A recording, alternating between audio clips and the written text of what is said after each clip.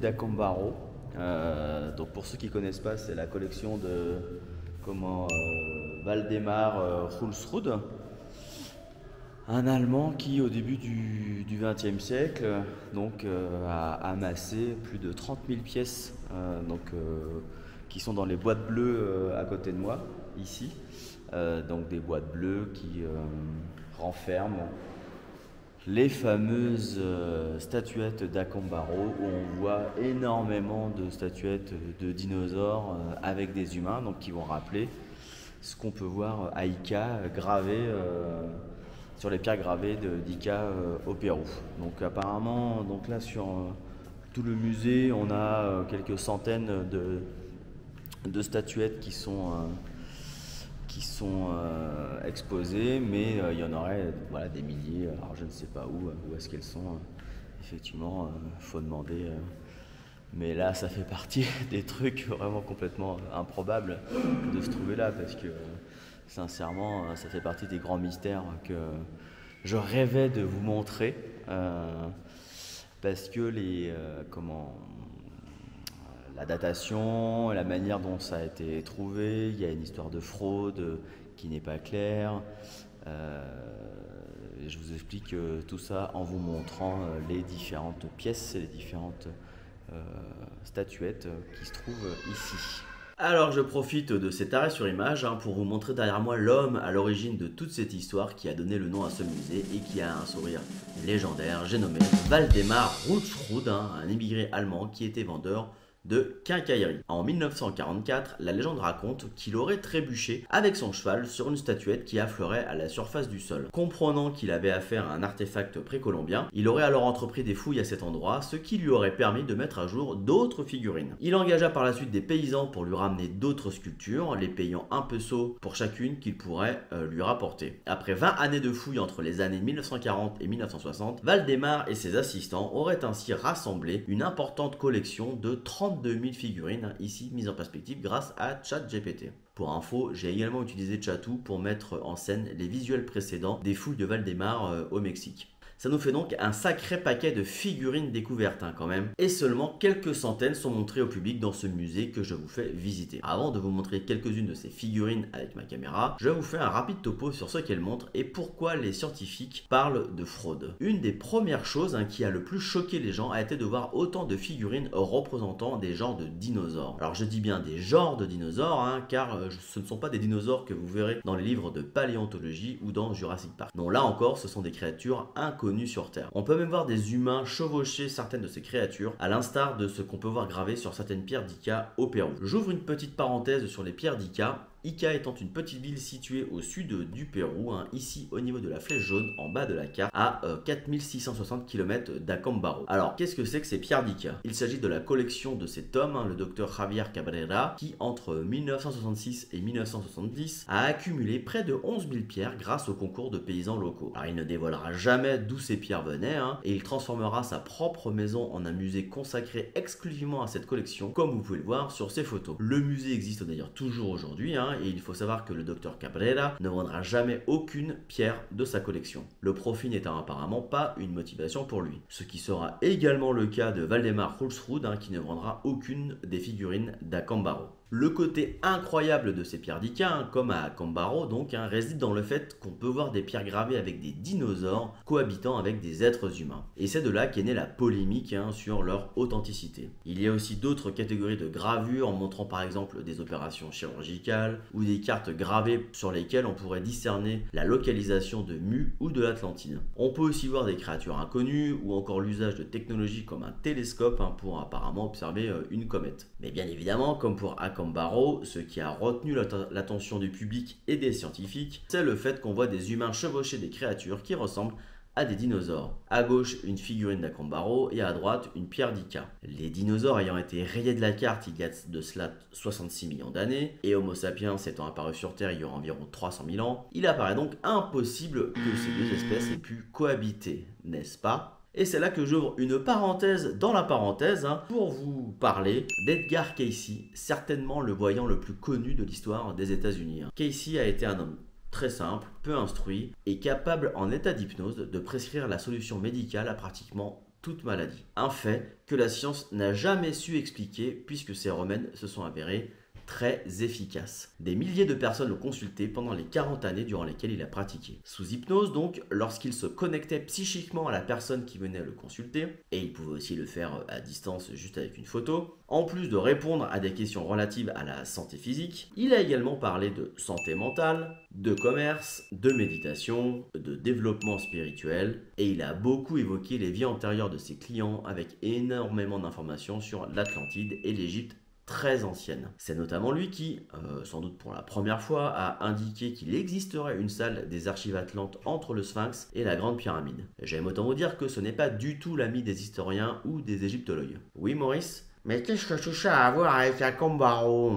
Oui, effectivement, tu as bien raison de me ramener sur les rails. Ce que ça a à voir, c'est que lors d'une de ses lectures sur l'Atlantide, la lecture 364-3 exactement, Casey a dit que à cette époque, il y avait des hommes, des entités humaines, qui vivaient sur la Terre, et il y avait aussi des monstres, des bêtes, qui devaient être éliminés pour que l'homme puisse survivre. Dans la même lecture, il décrit comment les Atlantes, disposant de technologies avancées, auraient utilisé leur savoir pour éliminer ces grandes créatures qui représentaient une menace pour l'humanité. Ces actions sont présentées par Casey comme un exemple de l'utilisation abusive de la technologie, contribuant à la chute morale et spirituelle de l'Atlantide. Ce passage suggère néanmoins que, d'après Casey, des humains auraient donc coexisté avec de grandes créatures menaçantes et dont l'éradication aurait été nécessaire. Est-ce que ce que décrit Edgar Casey pourrait expliquer la présence de ces étranges créatures à Ica et à Akambaro? En tout état de cause, il n'y a pas que des dinosaures qui ont été retrouvés à Akambaro. On trouve également énormément de figurines qui montrent un genre d'hybridation, mais pas forcément réussi, ou alors des hybridations expérimentales. On peut clairement parler de monstruosité, ou alors il pourrait s'agir d'êtres relevant de la cryptozoologie, à savoir l'étude qui consiste à découvrir des créatures qui ne sont pas officiellement reconnues et répertoriées par la science moderne. Effectivement, on peut se dire qu'on a de beaux spécimens ici. Mais finalement, a-t-on affaire à une fraude massive et globale,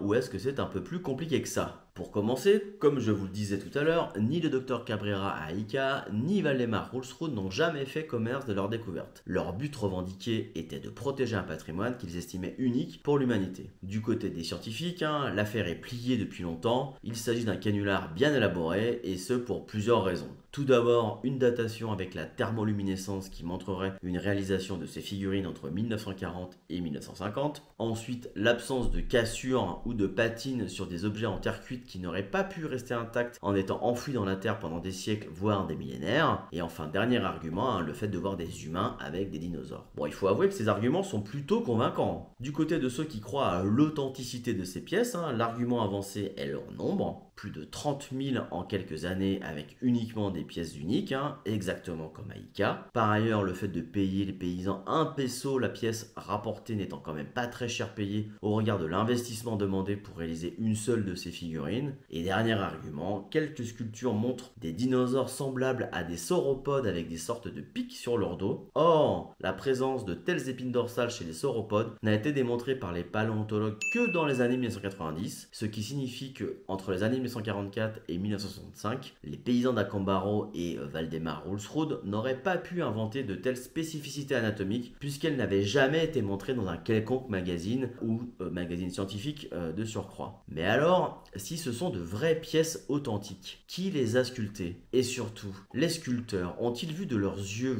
de telles créatures de leur vivant? Bref, je n'ai pas la réponse définitive sur le fait de savoir s'il s'agit d'une fraude ou pas. Ce que je peux rajouter néanmoins, c'est que ces hybridations étranges qu'on peut voir par centaines dans ce musée ne sont pas uniques à Akambaro. Puisque souvenez-vous, dans mes vidéos précédentes, dans mon voyage au Mexique, j'ai pu vous montrer d'autres représentations d'êtres qui avaient par exemple 3 doigts ou qui ne semblaient pas forcément très humains. Des êtres à 3 doigts qui pourraient rappeler ce qui a été trouvé du côté de Nazca au Pérou par les équipes de Thierry Jamin depuis 2017. Encore ce lien entre le Mexique et le Pérou. Voilà, c'est tout pour les explications.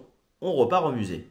Et alors la partie la plus improbable, ce sont toutes ces statuettes en terre cuite de dinosaures qui ont pu exister et qui pour certains sont des créatures a priori complètement imaginaires puisque ce sont des créatures qui aujourd'hui n'auraient jamais existé sur Terre. Donc alors c'est soit issu de la fameuse fraude dont je vous parlais, de l'imagination débordante de ceux qui ont créé ces statuettes en terre cuite, ou alors ceux qui ont créé ces statuettes ont eu affaire à des modèles. On a aussi des humains, ou en tout cas plusieurs manières de représenter des humains. On a toujours ces yeux là qui font penser un peu à la civilisation Olmec. Voilà, des reptiles primitifs, c'est écrit sur le petit panneau. Une petite référence à l'Atlantide. Et avec cet objet là, qui peut faire penser aux géants des statues de Tula. Et avec l'idée qu'on aurait l'arbre de vie sur son corps et 13 branches, et que ce serait une connaissance atlante. Voilà, des animaux complètement inconnus pour la science. Voilà, donc là sur le panneau ça parle de cryptozoologie. Moi je pensais voir que des dinosaures, des humains avec des dinosaures, mais il y a beaucoup plus que ça, quoi. Alors, il y a beaucoup de dinosaures, hein. Enfin en tout cas de ce qui a l'air d'être des dinosaures, ou de ce qui d'emblée moi me fait penser de l'hybridation génétique. Voilà, moi je reste un peu fixé là-dessus. Des duendes, ouais, comme des gnomes qui seraient de la mythologie celtico-nordique, comme on voit là.